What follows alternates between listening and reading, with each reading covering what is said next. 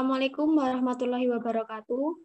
Kami dari kelompok 2 akan mempresentasikan hasil diskusi kami mengenai hakikat perkembangan part 2 dengan anggota Milenia Anissa Putri NPM 175, Risalatul Maf'ula NPM 194, Arminta Suci Arum NPM 196, Fahri Adli Zilikram NPM 198.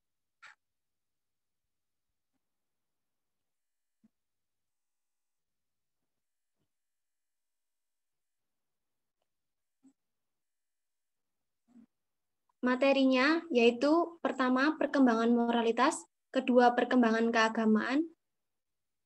Perkembangan moralitas adalah sebuah penerimaan atas nilai-nilai,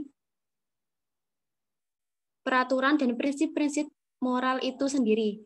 Menurut Kohlberg, tahapan perkembangan moral anak diklasifikasikan dalam 3 tingkat dan 6 tahap. Dijelaskan oleh Kohlberg bahwa tahap perkembangan ini terjadi dari aktivitas spontan oleh anak-anak dari interaksi sosial.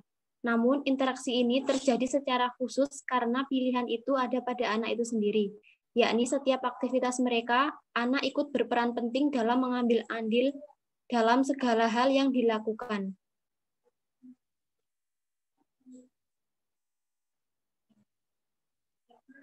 Perkembangan tingkatan dan tahapan moralitas menurut Kohlberg. Perkembangan tingkatan pada anak. Tahap 1 yaitu pra-konvensional moralitas, tahap 2 konvensional, dan tahap 3 pasca konvensional. Perkembangan tahapannya yaitu orientasi kepatuhan dan hukuman, orientasi relativis, instrumen, orientasi anak yang baik, orientasi keteraturan dan otoritas, orientasi kontrol sosial, legalistik, orientasi universal.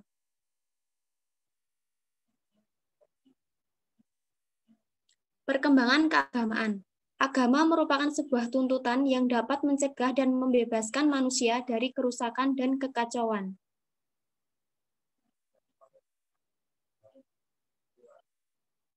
Tahap perkembangan agama menurut James Flower. Tahap 1, tahap Intuitive Project Fight, usia awal masa anak-anak. Gambaran intuitif dari aspek kebaikan dan kejahatan. Terlihat sama antara fantasi dan kenyataan. Tahap 2, Methodical Literal Faith atau akhir masa anak-anak. Pemikiran anak lebih konkret dan logis. Kisah-kisah tentang agama diinterpretasikan secara harfiah. Pada tahap ini, Tuhan digambarkan sebagai figur orang tua. Tahap 3, Synthetic Conventional Faith atau awal masa remaja. Pemikiran lebih abstrak, berusaha menyesuaikan diri dengan keyakinan agama orang lain. Tahap 4, Individuate Relative Faith, akhir masa remaja dan awal masa dewasa. Pada tahap ini, untuk pertama kali individu merasa memiliki tanggung jawab penuh terhadap agama yang dianut oleh mereka, menjelajahi dan menggali pengetahuan mengenai nilai-nilai keyakinan setiap individu. Tahap 5, Conjunctive Faith, usia pertengahan masa dewasa. Lebih terbuka terhadap pandangan-pandangan paradoks dan bertentangan, berasal dari sebuah kesadaran, sebuah batasan. Tahap yang terakhir adalah tahap ke-6, Universaling, usia akhir masa, sistem kepercayaan transdental untuk dewasa mencapai perasaan ketuhanan. Peristiwa-peristiwa konflik tidak semuanya dipandang sebagai paradoks. Faktor keluarga bagi perkembangan. Lingkungan keluarga merupakan aspek yang pertama dan utama dalam mempengaruhi perkembangan anak. Lingkungan paparan pertama dan tersering bagi anak adalah keluarga. Anak lebih banyak menghabiskan waktunya di lingkungan keluarga, sehingga keluarga mempunyai peran yang banyak dalam membentuk perilaku dan kepribadian anak serta memberi contoh nyata kepada anak.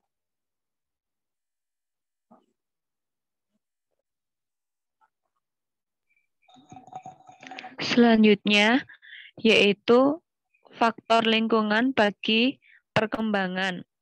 Menurut Indra Kusuma menjelaskan bahwa yang dimaksud dengan pengaruh positif ialah apabila lingkungan itu memberikan kesempatan yang baik serta memberikan dorongan atau motivasi terhadap pembentukan perkembangan anak. Sedang yang dimaksud dengan pengaruh yang negatif ialah apabila lingkungan itu tidak memberikan kesempatan yang baik dan bahkan menghambat terhadap proses pembelajaran dan pendidikan. Dengan demikian, lingkungan turut menentukan pada berhasil atau tidaknya pendidikan yang dilaksanakan.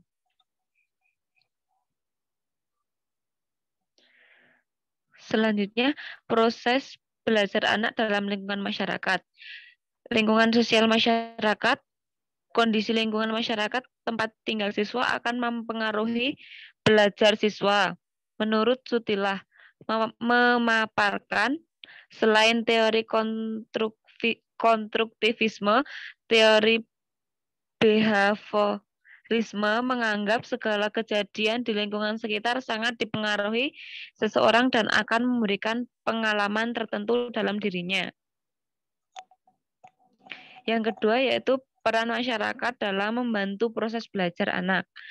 Menurut Nayam menyatakan dilihat dari lingkungan pendidikan, masyarakat disebut lingkungan pendidikan nonformal yang memberikan pendidikan secara sengaja dan berencana kepada seluruh anggotanya, tetapi tidak sistematis. Pada lingkungan anak dapat belajar sikap atau afektif, bagaimana menumbuhkan toleransi, saling menghargai, tolong-menolong, dan lain-lain. Selain itu, belajar pada lingkungan akan menumbuhkan keterampilan pada anak, atau psikomotorik. Selanjutnya, perkembangan kepribadian. Menurut Eric Fromm berpendapat bahwa kepribadian adalah produk kebudayaan. Eric Fromm juga berpendapat bahwa pembentukan kepribadian tergantung dari dua faktor lingkungan, yakni asimilasi dan sosialisasi. Asimilasi menyangkut hubungan manusia dengan lingkungan bendawi, sedangkan sosialisasi menyangkut hubungan dengan lingkungan manusiawi. Kedua faktor ini berpengaruh dalam pembentukan watak atau karakter sebagai bagian dari unsur kepribadian. Kepribadian yang sehat.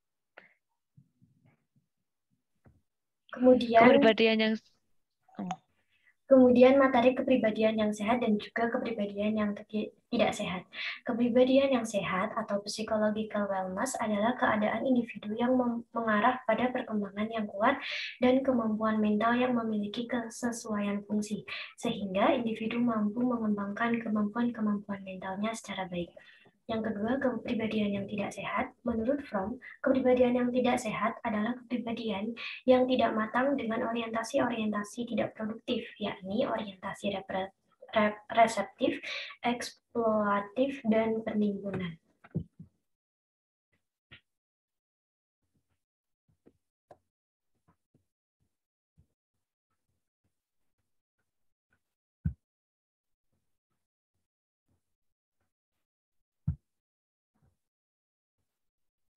Karakteristik dari kepribadian.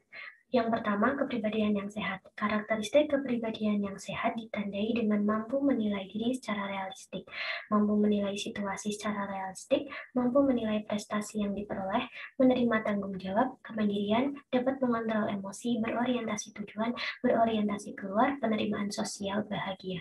Kemudian kepribadian yang tidak sehat, karakteristik kepribadian yang tidak sehat ditandai dengan mudah marah, menunjukkan kekhawatiran dan kecemasan, sering merasakan tertekan, bersikap kejam, ketidakmampuan untuk menghindar dari perilaku menyimpang, dan lain-lain. Kemudian ciri-ciri individu yang memiliki kepribadian sehat dan juga tidak sehat. Kepribadian yang sehat memiliki ciri-ciri yang pertama mampu untuk mencintai dan bekerja atau Leben dan Arbeiten. Di sini maksudnya yaitu individu mampu peduli pada orang lain sangat mendalam, terkait dalam suatu hubungan yang intim dan mengerahkannya dalam kehidupan kerja yang produktif. Kemudian yang kedua, memiliki ego atau strength. Memiliki ego strength. Sebuah ego dari kepribadian yang sehat memiliki kekuatan mengendalikan dan mengatur ID dan superegonya, sehingga ekspresi primitif ID berkurang dan ekspresi yang sesuai situasi muncul tanpa adanya represi dari ego secara berlebihan. Kemudian yang ketiga, merupakan creative self. Kepribadian yang sehat menurut Jung dan Adler merupakan self yang memiliki kekuatan untuk mengarahkan perilaku mengembangkan potensi yang dimilikinya. Kemudian yang keempat, mampu melakukan kompensasi bagi perasaan inferiornya. Menurut Adler, individu menyadari ketidaksempurnaan dirinya dan mampu mengembangkan potensi yang ada untuk mengimbangi kekurangannya tersebut. Kemudian yang terakhir, memiliki hasil yang positif dalam setiap tahap reaksinya. Nah, di sini menurut Herlock, kepribadian sehat dideskripsikan sebagai individu yang mampu menyesuaikan diri dengan lingkungannya, hidupnya tenang, selaras dengan dunia luar, dan dengan dirinya sendiri tanpa perasaan bersalah, gelisah, atau permusuhan. Kemudian, ciri kepribadian yang tidak sehat yaitu yang pertama menunjukkan kekhawatiran dan kecemasan, kedua sering merasa tertekan atau stres atau depresi, kemudian yang ketiga bersikap kejam atau senang, mengganggu orang lain yang usianya lebih muda atau terhadap binatang, yang terakhir yaitu ketidakmampuan untuk menghindar dari perilaku yang menyimpang.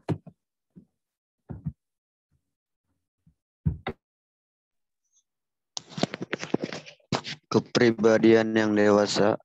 Dalam individu dewasa ditemukan kepribadian yang tingkah lakunya ditentukan oleh sekumpulan sifat yang terorganisasi dan harmonis. Individu dewasa mengetahui apa yang dikerjakannya dan mengapa itu dikerjakannya, sehingga orang dewasa harus memiliki tujuan dan aspirasinya dengan jelas.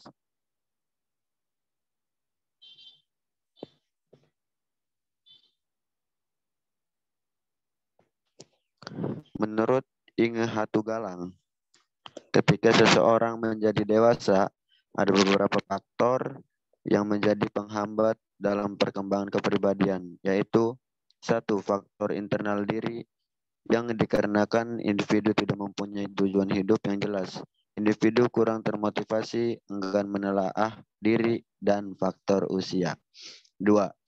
Faktor eksternal diri yang dikarenakan oleh faktor tradisi budaya dan penerimaan masyarakat atau sosial. Harga diri. Salah satu perkembangan psikologis yang dialami oleh remaja adalah perkembangan sosio-emosi yang salah satunya adalah harga diri. Menurut Zoffer-Smith dalam Lestari dan Quenjoro 2002 mengatakan bahwa harga diri merupakan hasil evaluasi individu terhadap dirinya sendiri yang diekspresikan dalam sikap terhadap diri sendiri. Menurut Baron dan Byron dalam Aditomo dan Retnowati 2004 menyebutkan bahwa konsep diri termasuk harga diri merupakan aspek yang sangat penting dalam berfungsinya manusia. Hal ini karena manusia memang sangat memperhatikan berbagai hal tentang diri, termasuk siapa dirinya, seberapa positif atau negatif seseorang individu memandang dirinya, dan lain-lain. Harga diri rendah diwujudkan dalam perilaku seseorang yang memiliki keprihatinan yang ekstrim dengan apa yang orang lain pikirkan, kurangnya otonomi dan individualitas, dan selalu menawarkan atau menyamarkan harga diri yang rendah.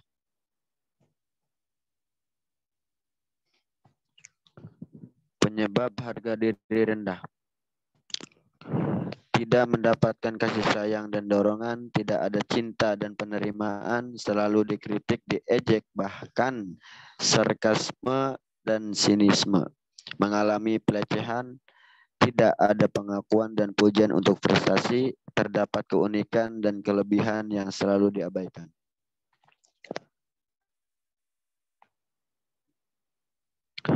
Faktor-faktor harga diri menurut Michener, Delameter, dan Mears. Family experience. Pengaruh keluarga terhadap harga diri sangat penting karena mencerminkan gambaran diri yang dikomunikasikan. Performance feedback.